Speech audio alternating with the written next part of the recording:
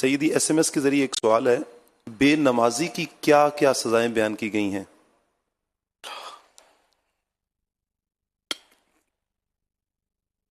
بے نمازی تو بہت ہی مطلب یعنی کہ کیا کہنا چاہیے، بڑی اس کی تو مذمتیں قرآن و حدیث میں ہیں اور بڑی سزائیں اور بڑے سخت سخت اقوال بھی ہیں ان کے بارے میں جو ہم بیان کرنے سے ڈرتے ہیں۔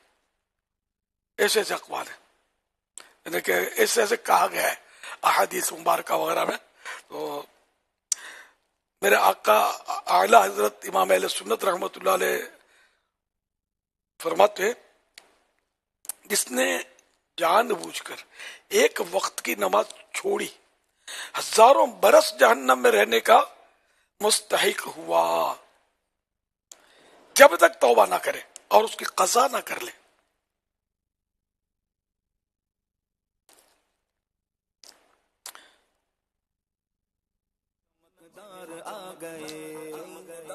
فیضان نماز پیج نمبر 426 سے شروع ہوتا ہے، بے نمازی کی 15 سزائیں۔ اللہ پاک کے آخری نبی صلی اللہ علیہ وسلم کا فرمان عالی شان ہے، جو نماز کی پابندی کرے گا اللہ پاک 5 باتوں کے ساتھ اس کا اکرام یعنی عزت فرمائے گا۔ نمبر 1 اس سے تنگی، اور نمبر 2 قبر کا عذاب دور فرمائے گا۔ نمبر 3 اللہ پاک نامہ اعمال اس کے سیدھے ہاتھ میں دے گا۔ نمبر 4 وہ پل صراط سے بجلی کی سی تیزی سے گزر جائے گا۔ اور نمبر 5 جنت میں بغیر حساب داخل ہوگا۔ اور جو سستی کی وجہ سے نماز چھوڑے گا اللہ پاک اسے 15 سزائیں دے گا، 5 دنیا میں، 3 موت کے وقت، 3 قبر میں، اور 3 قبر سے نکلتے وقت۔ دنیا میں ملنے والی 5 سزائیں: نمبر 1 اس کی عمر سے برکت ختم کر دی جائے گی۔ نمبر 2 اس کے چہرے سے نیک بندوں کی نشانی مٹا دی جائے گی۔ نمبر 3 اللہ پاک اسے کسی عمل پر ثواب نہ دے گا۔ نمبر 4 اس کی کوئی دعا آسمان تک نہ پہنچے گی۔ اور نمبر 5 نیک بندوں کی دعاؤں میں اس کا کوئی حصہ نہ ہوگا۔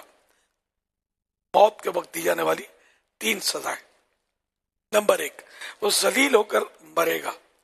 نمبر 2 بھوکا مرے گا۔ اور نمبر 3 پیاسا مرے گا۔ اور اگر اسے دنیا بھر کے سمندر پلا دیے جائیں پھر اس کی پیاس نہ بجھے گی۔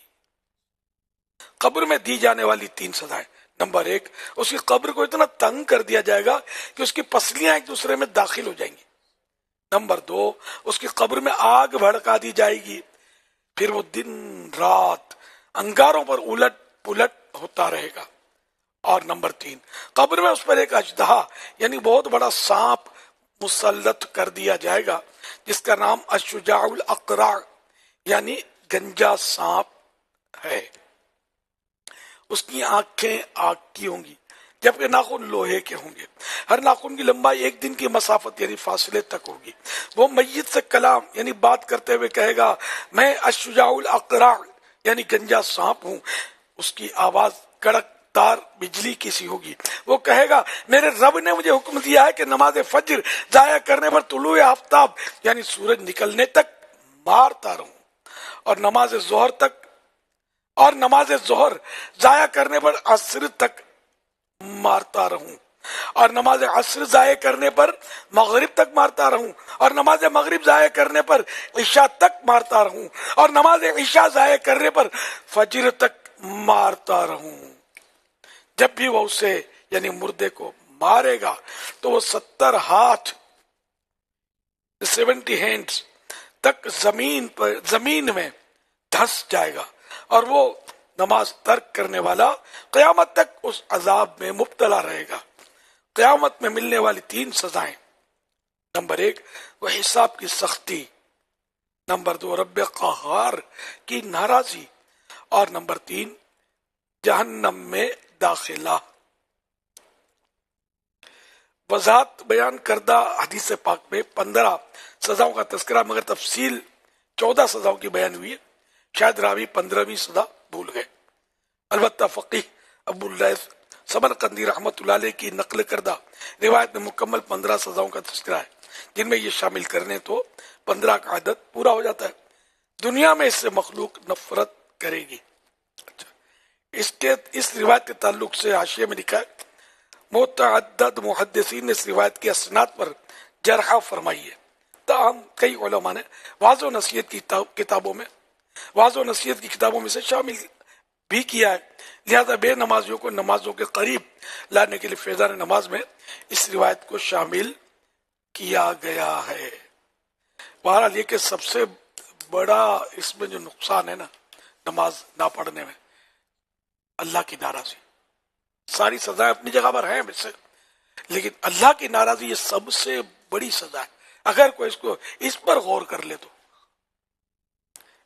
کہ رب راضی سب راضی، کوئی دنیا کی طاقت کچھ نہیں بگاڑتی. جنت کا راستہ کوئی روکنے والا نہیں، رب راضی. اور اگر رب ناراض، وہ جنت میں جا کے دکھا دے، جہنم سے بچ کے دکھا دے، نہیں ہو سکتا. تو یہ سب سے بڑی مطلب جو سزا ہے نا یہ بے نمازی کی، کہ اس کا رب سے ناراض ہوتا ہے. اور ہمیشہ مطلب یہ ذہن میں رکھیے، وہ گڑگڑاتے رہیے اللہ کی بارگاہ میں کہ یا اللہ تو راضی رہنا، مولا تو راضی رہنا، تو ناراض نہ ہونا. اگر رب ناراض ہوگا تو پھر بربادی مقدر ہے. اللہ پاک ہمیشہ کے لیے ہم سے راضی ہو جائے.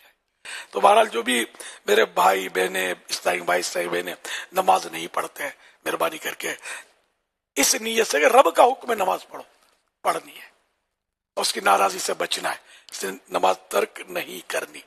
سب کے سب نیت کریں، اگر کوئی کمزوری ہے کوتاہی ہے تو وہ بھی ختم ہو جائے. اور بعد اسلامی بھائیوں کو تو با جماعت نماز پڑھنی ہے، وہ بھی مسجد میں انشاءاللہ. مسجد ہم ہی لوگوں نے آباد کرنی ہے، ظاہر نمازیوں کے ذریعے یہ مسجد آباد ہوگی. صرف روشنیوں یا بلبوں کے ذریعے یا پنکھوں کے ذریعے تھوڑی مسجد کی آبادی ہے. لائٹنگ کے ذریعے مسجد کی ایک رونق ضرور آ جاتی ہے، اصل آبادی مسجد کی نمازیوں کے ذریعے ہے. ایک بھی بجلی کا بلب نہیں جل رہا اور مسجد نمازیوں سے بھری ہوئی ہے، یہ کہیں گے مسجد آباد ہے، سارے نماز پڑھ رہے لوگ. تو بہرحال یہ کہ سب کے سب نماز پڑھیں اور دوسروں کو بھی نماز کی تلقین کریں. بلکہ یہ ذہن بنا لیں گے مسجد میں جاتے جاتے کسی ایک کو میں لیتا جاؤں گا ساتھ، آئیے نا، جماعت تیار ہے، آئیے نا. تو یوں انشاءاللہ سب اگر کوشش کریں گے تو مدینہ ہو جائے گا. نمازیوں کی تعداد بڑھتی چلی جائے گی. پھر انفرادی کوشش کریں، سمجھائیں ان کو، مطلب جو روایتیں وغیرہ بیان کی گئی اگر یاد ہیں فائنل 100% تو زبانی، ورنہ پڑھ کے دکھانا، سنانا ہے. اس طرح ان کو ترکیب میں لینا ہے کہ نمازی بڑھیں. انشاءاللہ نمازی بڑھ جائیں گے، ہمارے سارے بچے بھی نمازی، بڑے نمازی سب، تو اللہ کرے گا تو دنیاوی مشکلات بھی ہماری بہت ساری حل ہو جائیں گی انشاءاللہ. صلو علی الحبیب صلی اللہ علی محمد.